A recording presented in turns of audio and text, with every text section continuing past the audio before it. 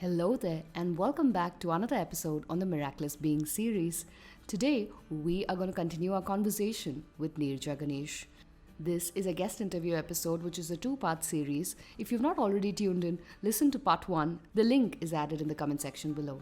I think what stood out to me is that I am an introvert myself, and for all of us, there's usually that one moment in terms of what really shifts in us to make us speak up that once. Because once we do, then continuing to speak up is not that hard. But what I'm curious about is that what do you think shifted in you in this scenario that made you say that I can no longer be quiet here? I think it was about two things, right? One was the entire team was looking up to me because I had not taken the position, but somebody had given me the position to represent the team. Mm-hmm. Represent the team. I was the only one who could attend those meetings. I was the only one who, could write an email to say that we are doing well. Don't keep telling us that Bangalore is not performing. These are our challenges. It was me. I was the representative.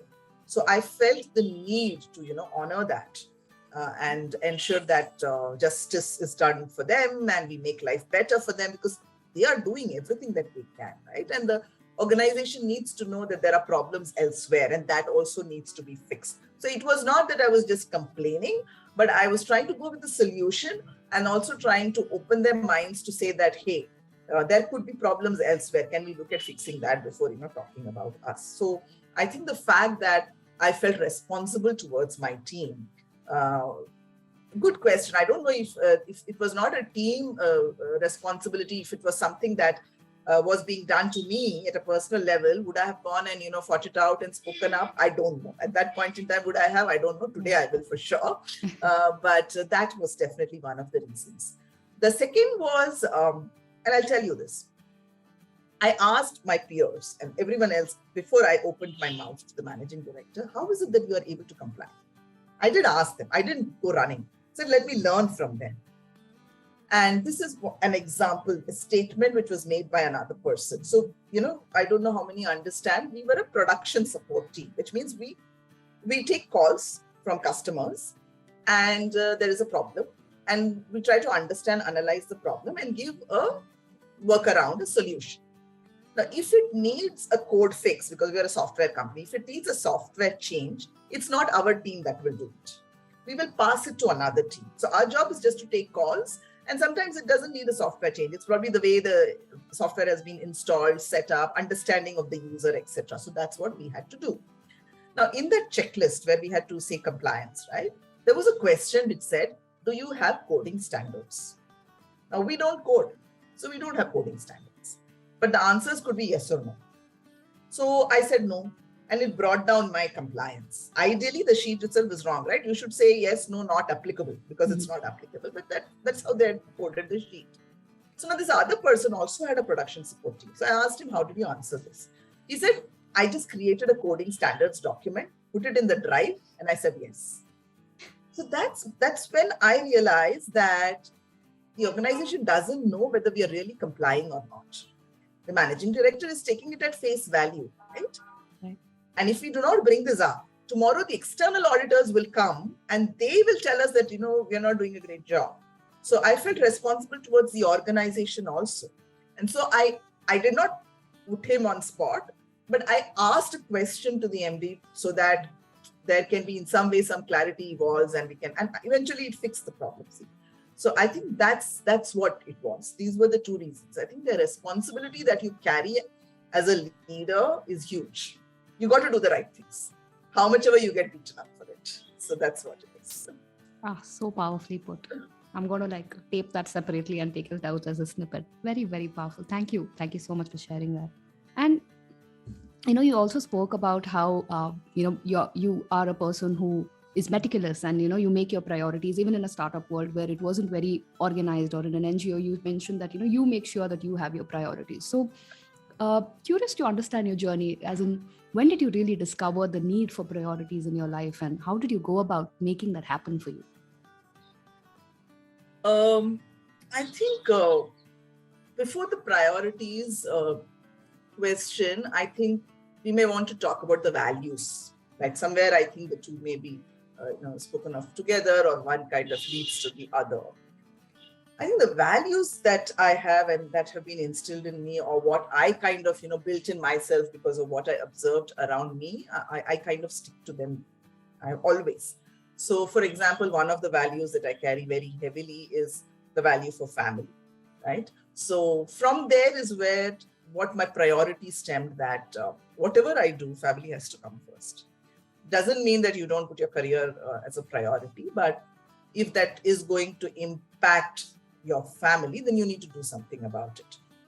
So all my priorities and my decisions that I have taken are based on the fact that family is the highest priority. So let me see what I do. So for example, when I got married, um, those were the days, as I was saying, that there was like an IT boom, and from within our country, people were getting trained and sent to US, as an example, right? Many of the companies were setting shops in the US, and Indian talent was probably cheaper than UK US talent. So people used to be sent to the US for working in software firms, because it was a great opportunity for us Indians to go abroad, to earn in dollars and explore the world, etc. But I knew that for me, I have to stay in India, because I'm the only child to my parents. And my parents would have been okay. They would have managed, but I felt I couldn't be that selfish to go away looking at my life and my career abroad and leaving them here. I didn't want to do that. So I very clearly said that my priority, even when I'm getting married, is to get married to someone who is in India, so that I can be around my parents. So I think it started very early on. Very, very clear thinking I had, because I knew what my values were. And because of that, how do I define my priorities? Even at work, based on the phase of life that I was in, I said, okay, what is priority, and hence what kind of roles can I take? So in the initial years of marriage, of course, I had enough opportunities to travel, enough and more. And those days, travel was never a restriction, right? At the drop of a hat, you can, go for 3 months, 6 months, abroad, and because that's the kind of an environment and the kind of opportunities that existed. But I thought to myself, what is the point? My husband was running a business here in Bangalore. He wouldn't travel with me because his business is here. I mean, those days, remote and all didn't exist, right? So he had to kind of be here. I go away for 6 months to a year. I felt, what kind of a marriage is this? Correct? I didn't find any meaning in that. So I said, no, I would rather sit here, which if that meant that I had to compromise on the role, if that meant that I would get a lesser amount of exposure, because of which my learning curve would be a little longer, my next promotion may take a little longer, it was okay for me, because I didn't want to jeopardize my holistic life. I always talk about a holistic life. Career is one part of it. It's not the whole and soul. You do have to focus on it, and it needs to be given that importance. But there are so many other elements. So ensure that you have a holistic life. So that way, priority setting was always there, I think, in my life. I took it in every decision that I had to take. So when my daughter was born, there was a decision about whether I would quit or whether I would continue. I wanted to quit, but people at home advised that you take a break. So my company was, generous enough to give me 10 months of leave. And then I went back to work, and I chose roles which would allow me to go back at 6 o'clock to be with my daughter. Of course, it changed when she grew a little. I decided that now I think I need to go away, maybe, travel a little bit on site for a few weeks, so that there is visibility of, me as a person to people out there, and bring back work here and all of that. So I've done many, many different things to keep my career go along with my personal life, depending on the phase of life that I have been, and the challenges and the circumstances, that were around me. So priorities always came very, very, easily to me. It doesn't take too long for me to sit down to say, which is highest priority. Family will always be highest priority, but, anything after that. And then because family is highest priority, anything else that is kind of not allowing that to remain highest priority, how do I deal with it? So that kind of decision making becomes very easy when you are that clear about your priorities. But prioritization takes time. People, if I were to ask you, what is your priority number one? You will tell me 2 things or 3 things, because you have 3 things, that you want to achieve in the next few months, years. I say, no, what is one? What is that one thing? To get to that one thing is very difficult. So I tell people, think of it that if I tell you can do only one thing, right? It's kind of a COVID world where only one thing can be done for the next 6 months. So out of those 3 or 5 or 100, what is that one thing that you want to do? Because maybe you'll never get a chance to do it again. That might enable you to actually pick out the top priority action or, item in your list. Then I say, now if I allow you to take a second one, what would that be? So it needs a little bit of reflection, deep thinking, communication, talking with your peers and family and everyone else to say, this is what I'm thinking for the next 6 months. Will you support me? I will need your support, etc. You can't just do it in isolation. But so to your question, it came very early on in my life. And because I was, I think being this meek, timid, shy girl, right? I did a lot of internal reflection. I observed a lot. I didn't get carried away. I observed, and I then started, kind of consuming whatever I observed and saying, how do I deal with this in my own life? So I think it kind of came in very early.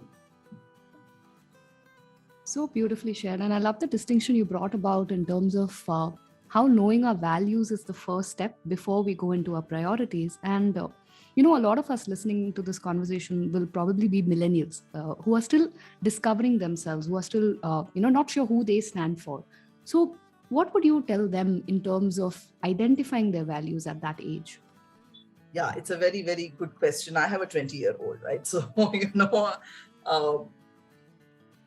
the other day I was talking to someone else. I think we were on a panel discussion where we were talking about the Great Resignation, right? It being a candidates market today. People are shopping for jobs till the last minute, or maybe even after joining, we don't know how long the candidate will stay on because they get the kinds of salaries being offered by competitors are amazing. So I narrated a story. This story is one of them, but the story with the Manhattan Associates, the second company that I joined.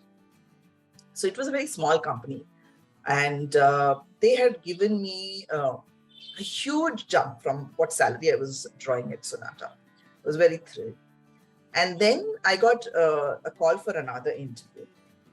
And I went to that interview. I told them I have this offer, and they bettered it by 20%, the offer. Now, I could have just kept quiet and joined them, but I felt the need to actually tell Manhattan that this has happened. I called them up and I said, this is what I have on hand. Since they are bettering the offer, is there a possibility that you can kind of make an equal offer? I will definitely consider joining. And the MD called me and said, come, let's have a conversation. And he said, see, Neeraja, I can definitely better my offer. I can make it as good or better than what you have. But there were 2 things that will happen. You will work with us for 6 months, and there will be a performance appraisal after that. And I know you will do an awesome job. Knowing you, I know you will do an awesome job. Then I'll have to raise your salary after 6 months. But because I'm bringing you up at such a high salary, I won't be able to give you a very high increment after the 6 months of performance, despite the fact that you've done a phenomenal job. So I will have to give you a small increment. It will pain me. You will also feel bad that after working for 6 months, I didn't get a good increment. Or you join us at this salary. And I will guarantee you that will do a phenomenal job. The appraisal and the bonus and the increment that comes with it will be something that, even this company wouldn't be able to match. So tell me what you want to take. So I said, okay, I will come at this salary, and then we will look at, appraisal time. And he stuck to his word. Appraisal time, the phenomenal growth, the phenomenal numbers, in my bonus as well as the increment. So I was asking the people on the panel, is it that I was willing to wait for the 6 months? Do today's candidates, do they want to wait? Is it that instant gratification that they want, which is what is the, issue? And I also look at my daughter. I mean, she's an exceptional girl, very talented, and she's studying in her final year degree. She's been working for the last 2 years, at Aspire for Her, where I also consult. And she's done some amazing work at Aspire for Her. She does everything in the college, whether it is debates or trainings or something. She does fairly well in her subjects also. And she wants to enjoy life. She wants to do this. She wants to cram everything into her life. And I keep telling her, why? It is a long life. I get a sense that you may be achieving 10 things, but are you enjoying each of these? You're just jumping from one to the other. It's almost like ticking the box that I did this, but did you really enjoy that? So even when she's sitting and watching TV, she'll have a laptop and she's actually sending some emails. So I don't know where the focus is, right? So it is important that you prioritize. Even to my daughter, I say that now you are in college. Of course, it's a great exposure you get by working, and she's got that. But you will not get college life again. So why don't you slow down on that work? Because that is there for a lifetime. And enjoy your college. So you're still enjoying. She said, I'm still enjoying. Yes, you are. But it is such a fast-paced thing, right? So I have not been able to make sense of this to my daughter, so I may not be able to make sense of this to anybody else. But I would really want them to, it's not instant gratification. As I said, a holistic life is what you need to look at. And each one's holistic life could be different, right? Are you doing podcasting? And that is a part of your, that canvas that you have painted. I have not done that. I may write, but I have not explored podcasting. Just because Shweta and every other person is doing podcasting, should I bring that also into my... No, it's not that, right? I do many things. People ask me, how do I do and why do I do so many things? Because there is one big passion or, the impact that I want to create, which I put it on my LinkedIn. I say passionate to bring about a mindset shift, a positive mindset shift with everything that I do for women and, young professionals. Maybe podcasting will also give me that. But if I have to invest that kind of a time, then something else will take a hit. So I will, kind of weigh both of them and say, will I get that kind of an impact from this or that kind of an impact from this, along with enjoyment, correct? It's not enough to always only make money. Did you enjoy the process of making money is also, important. So that's one. And number two, maybe podcasting is, I want to do. But does it have to be done this year? This year, I'm already packed. So let me do it next year. Doesn't matter. So what if Shweta manages 1,000 episodes in 1 year? I'll be behind her. It's okay. But I create my space next year. So that is very important for everyone to say that live a holistic life. Paint that holistic life at every stage. It will not remain the same. Every 6 months, it might change. Every year, it might change. But paint it and say that, okay, it's a very good tool is, what is called as the wheel of life. If people have seen that, it's a very, very beautiful tool. So what are the elements that, the wheel has to be rounded for your, vehicle to move well. So similarly, in your wheel of life, do you have every, spoke at the same distance, length? If not, then which are those 3 spokes that you want to kind of fix this year and then move on to something else for next year? It is very, very important. Right, beautifully shared in terms of having that perspective of holistic life and also the question of when to do it, right? It is great that you have so many interests and you want to do so many things, True. But is now the right time to do it? Exactly. And what you mentioned about instant gratification, right? That's, I think, a very real problem all of us face. And I think even I would have been influenced by it so many times because there's so much peer pressure. There's so much information about what every other person is doing day to day, right? Considering, say, 20 years ago, when you would probably catch up with a person and 1 year later what they've been up to.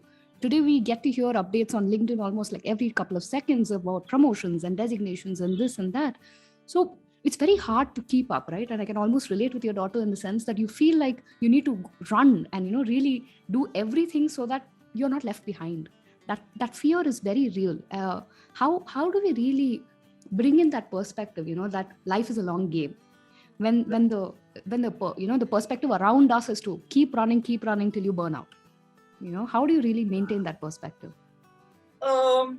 Very difficult, I think, because you need to be an evolved soul for that. And that is where the peer pressure part of it, comes. See, everyone is, doing what they've, and I'm not saying that, I've been an evolved soul forever, right? When I finished my 10th, Nothing has changed between finishing 10th then to now. Everyone will want you to take science and everyone will want you to do engineering or medicine. So it was the same. The whole world was, all of my friends were going to take up science. So I said, I'll also take up science. Never thought about what am I good at, what would I like to do, etc. And then everyone is going to take science and write I'm in Karnataka, right? This is a CET, common entrance. Or, that time it used to be a separate medical entrance. It was not a NEET and all of that. And the funny thing was that everyone was writing both CET and the medical entrance. Aren't they two so very different fields? How can you just write both and wherever you get, you go? But so I said, what do I do? I definitely didn't want to do medicine because I'll swoon at the sight of blood. So engineering, because everyone is writing the engineering entrance. So I took science because the rest of the world was doing it. I prepared for the entrance because everyone was doing it. But I spoke to my father. See, you can't just go and write entrances without some coaching, okay? Everyone was going for tuitions. My father was very clear. You got into a very good college. Study there and write the entrance you wish to. No additional tuitions for you. And he said, if you get an admission into a college in Bangalore, I will let you go and do engineering. Anything outside of Bangalore, don't even come and talk to me. So I studied, tried my very best. I gave up TV. I did, mornings, nights, everything. Of course, I didn't have the additional resources that other students had in form of tuitions, etc. But I did what I could. I scored miserably in my 12th. My physics was just 50 or so. Chemistry was bad. The only thing I was good at was maths, and I could have gotten better marks, but because I tried my best to do my physics and chemistry, my maths marks also came down, but they were the best out of the 4 subjects. Biology was useless. And I wrote the entrance and I got, into some college far away from Bangalore. I didn't even go and speak to my father. Everyone told me you can apply for a transfer because that's how things are. Because everyone writes many other entrances. So all the seats don't get taken up in Bangalore. They will transfer you to a Bangalore college. But I knew I was not going to argue with my father, discuss this, because very clearly said, if in Bangalore, we'll do it, otherwise not. But the other thing that it did to me was I struggled the 2 years. I didn't enjoy life at all. And I ended up with pathetic marks. So I decided that now I'm going to study what I like. Doesn't matter what the rest of the world is doing. So I went and I chose a BSc combination. It was maths, economics, statistics, because I knew I can't do physics. I cannot do chemistry. I cannot do biology. I can do only maths. So what is maths and relevant? Something like maths I was looking for. So statistics, something like math. Economics, I didn't know what it was. I thought it's something like maths. Let me go do this. Today, it's a great combination. In those days, it was an unheard of combination. We had only 20 students in the class because those who didn't get admission into any BSc came to that combination, I think. But I will tell you, the 3 years of my BSc were so beautiful. I enjoyed it because those were the subjects that were so, I used to ace. I used to solve maths problems as if I was solving crossword puzzles. So I just enjoyed, I topped the class every year. I could have walked into an MSc because, I was the topper. So peer pressure, for me, it came in early and I kind of, got out of it also early. After that, again, during marriage, right? All my friends, all my cousins are getting married and going abroad because that's what they want to experience. But I was very clear. So every time I've done things very differently and everyone thinks that, what a stupid decision it was. It is. In hindsight, people will always say that, wow, it was a great decision. But I was very clear. In those 2 years, I realized that I will do what I want to do, even if it doesn't get me that kind of money. Being in India may not get me dollars. But I've had a great life because I've lived with my parents, my family, and, I think I have all the perks of living in a country like India, where you have maid servants and you have a cook and you have a driver and you have everything else, right?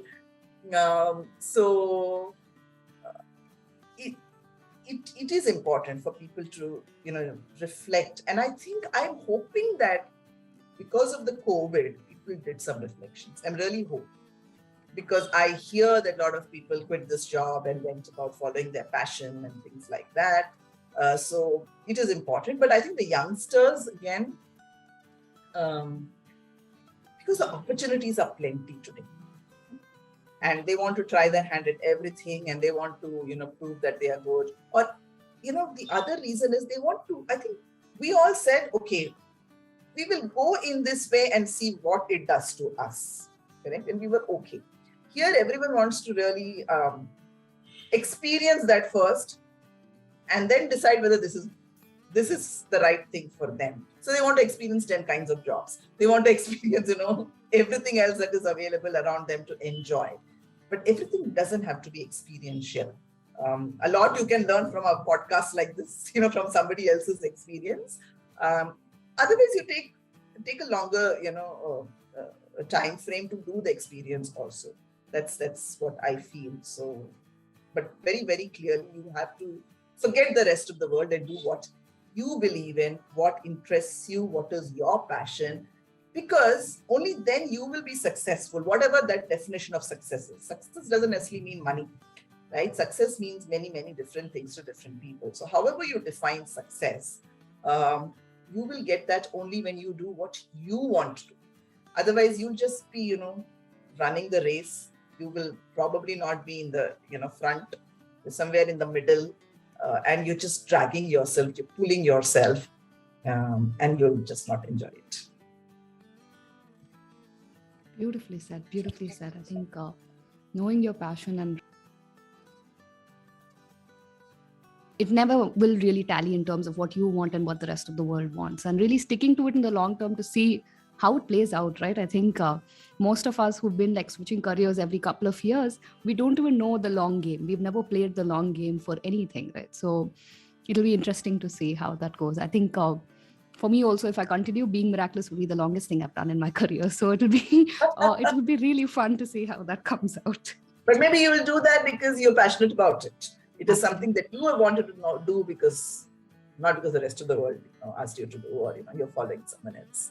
Exactly, right? The why, in terms of why are you really starting to do this and what made you begin in the first place. Beautiful. I know we went all over the place, but to wrap up this conversation, there's one question that we usually ask almost all our guests, right? It's because our theme is around self-transformation. And one of the things I really discovered was that it's not a one-time thing, right? Like, I remember when I had like a aha moment the first time, and I was like, oh my God, I'm a different person. And then, a couple of days later, you realize there's something else that's coming up, and, you're again in an obstacle race, and you need to jump through the hoops and discover yourself once more. So self-improvement, or the self-transformation, the way I see it, is a continuous journey, right? And are there any practices that you've implemented in your day-to-day life to make sure this actually happens intentionally, right? Most of us go through it accidentally. We hit a roadblock, we hit a dead end, we hit a rock bottom, and we say, oh my God, this is not what I wanted. And we have to scrape our way up. But what I'm realizing is that it can be a conscious process, right? So what kind of practices do you usually adopt in your day-to-day life to make sure that this is a conscious and an ongoing process of improvement? Yeah. So one of the things that I always speak about is that I network well, and I have a large network, and I continuously grow my network. That doesn't mean that I keep adding 1,000 people onto my LinkedIn every month. That happens. But I actually take time to get to know the person and to build that relationship, and in the process, learn from them. Right. So the minute, so today's conversation, while Shweta, you may have learned a few things from me, I'm sure I have picked up a few things from you. And that's what happens when you are part of a larger network. More than reading a book, I think what you learn from others is, amazing, huge. So I do that. I definitely do that. I'll never miss an opportunity, whether it's online, offline, to be part of an event or conference. And I also say, you need to have a very diverse network. Usually what we would do is, okay, this is my interest. So if I'm in the field of education and say the diversity and inclusion field, then I'll go and attend every DNI conference. I say go and attend as many diverse meetups that you can. So I have actually attended a conference on podcasting. While I don't think I'm going to do podcasting for whatever number of years to come, but I feel this is an upcoming industry. Looks like, people, every other person wants to be a podcaster. Every other person wants to listen to podcasts. And there are people who want to place ads on podcasts and all. It's really booming industry. So why? So I said, I'm going to sit through this podcasting conference. Imagine the kind of people that I will interact with at that conference versus my day job, which is more into leadership training, etc. So I suddenly learned, and it's not about learning the skill, it is about the mindset that you develop. That opens up, and you suddenly think, why did I think about this? Right? Because you're always, thinking like this. Now suddenly you're meeting someone else who thinks differently. You will also start thinking, a little different. So that's one.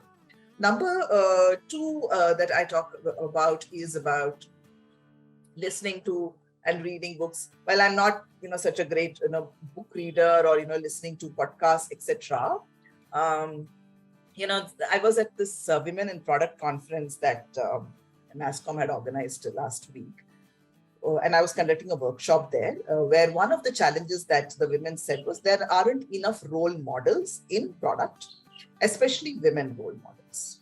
So I just did a Google for women in product and women in product in India.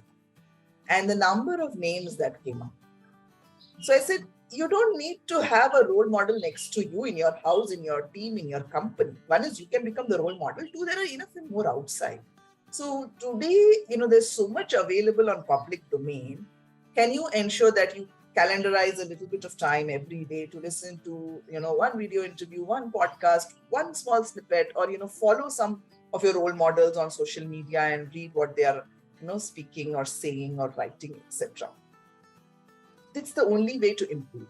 You can't keep going into, classrooms and, sign up for a course every year. Maybe, if you want to improve on your technology, on your domain and certain things, that is required. But I think the biggest transformation and self-improvement is here in the mindset, in the thinking, in the openness that you want to bring about, for which I think networking and ensuring that you are able to do this bite-sized learning on a daily basis. You don't have to spend hours.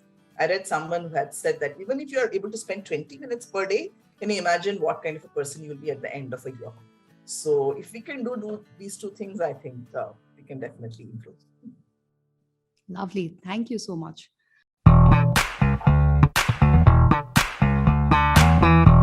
So with that, we'll move on to the rapid fire segment. Are you ready? I have my questions here. All right. Have you noticed any patterns in terms of how women approach work or life? And is there like an advice you'd probably give young women listeners who are listening to this show in terms of one takeaway that you've seen from your experience mentoring? I think I would definitely tell everyone about the priorities. I know again and again harping on it, but definitely, because that's where it starts. Many women will tell me, I don't have the time for it. Oh, in the evening, I have to cook for my family. Yeah, please go ahead and do all of that. But what was your priority? I do a lot of sessions on work-life integration. I don't say balance, I say work-life integration. And I say, supposing you had 5 things to choose from. I hope it's not rapid fire because I'm going into a long answer. Say you had to clean the house, you had to sit with your child for homework, you had to cook a nutritious meal, you had to kind of, run to the gym for your own fitness and something else. And you had only half an hour available every day. Which of these would you do? Correct? If you had your priorities listed that I want that promotion next year. And then the second priority would be that I need to spend time with my child.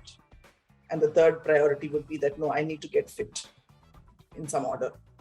And the last one could be, the fifth one could be that I need to keep my house spick and span. And so, I need to kind of clean it up, etc. In that half an hour, the minute you have your priority list, you will know that because it's the promotion that you're working towards, if you are not getting adequate time to do that, whatever additional at work, you may take that half an hour, if not every day, but twice a day, twice a week or 3 times a week to do that additional learning or certification or whatever it is.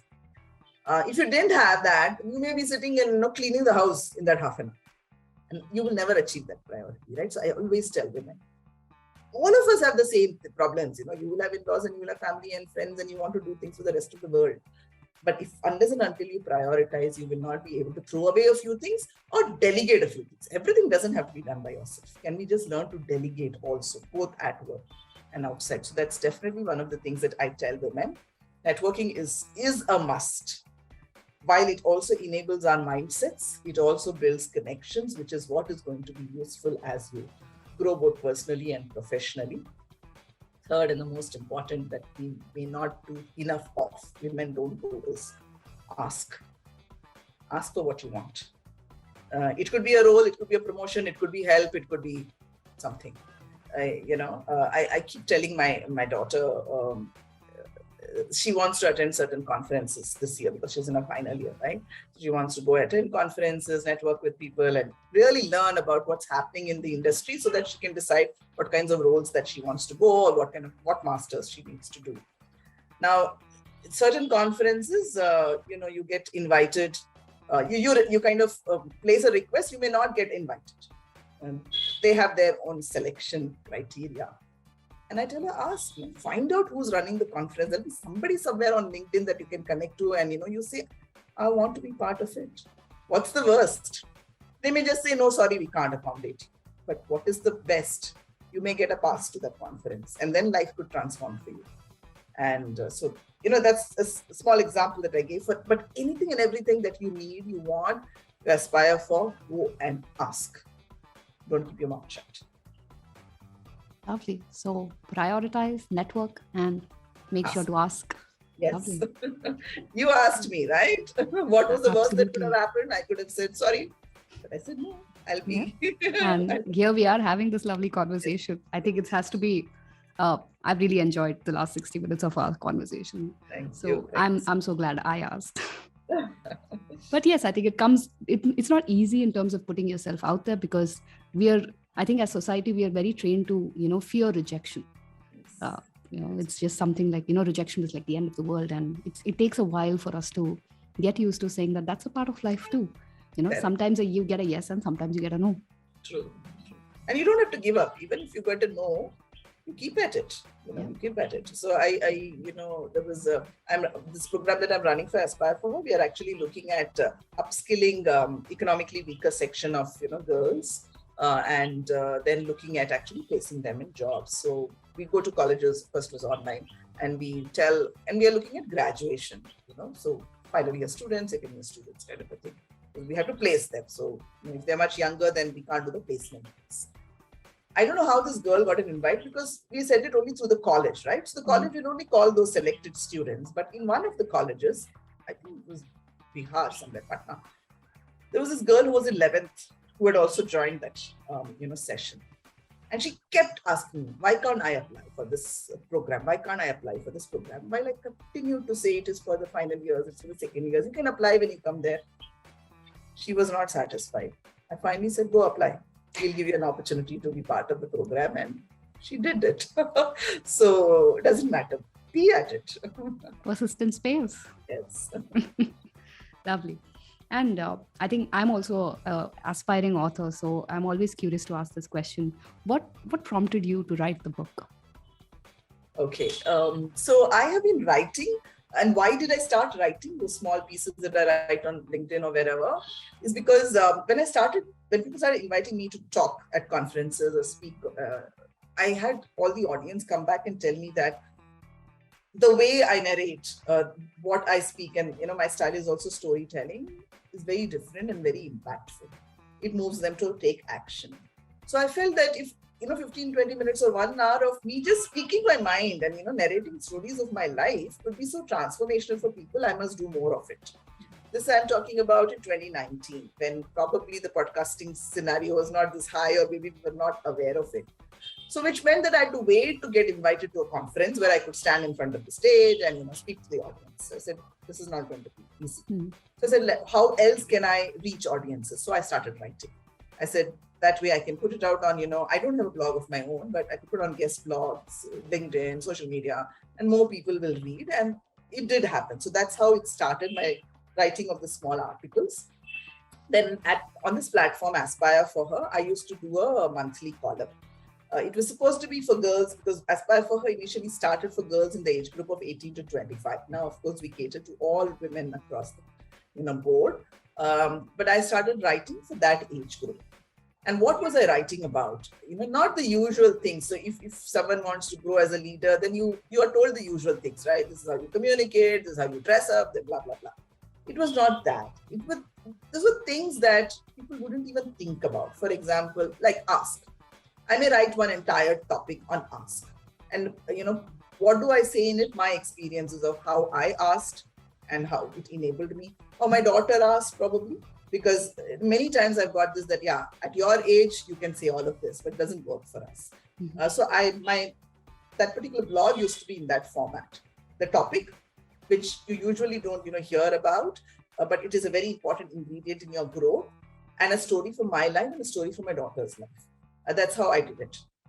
I must have done about 10 odd articles, and it got a lot of good feedback. So I eventually decided I must turn it into a book. That's how the thought of the book happened.